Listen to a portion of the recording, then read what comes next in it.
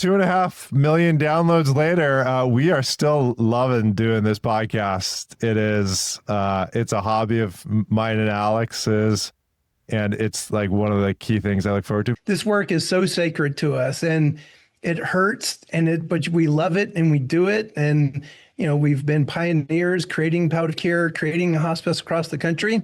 And there are days of amazing joy and there's days of amazing pain. So that's why I chose it. We don't need 2,000 hospices in LA County. Like it's clearly fraud. Like it's just, you don't need 170 hospices in one building in Van Nuys. We shouldn't let these challenges take us out.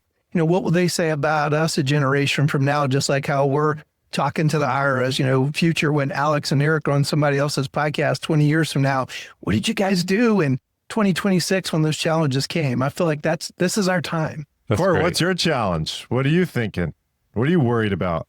I think some of the themes that you've mentioned, the waste, fraud, and abuse is a concern. We have so many absolutely fantastic hospice and palliative care providers out there.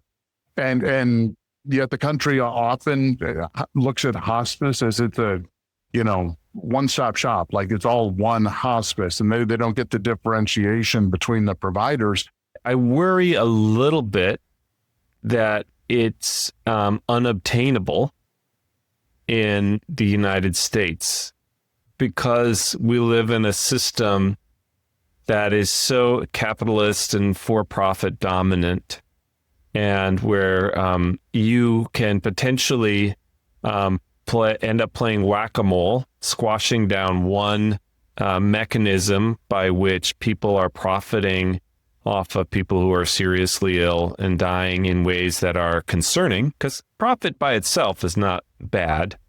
It's just when the profit motive leads to a decrease in quality that we become concerned.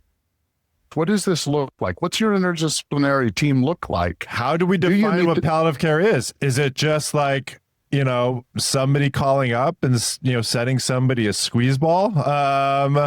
Which I have seen as somebody wanting to label that a palliative care clinic.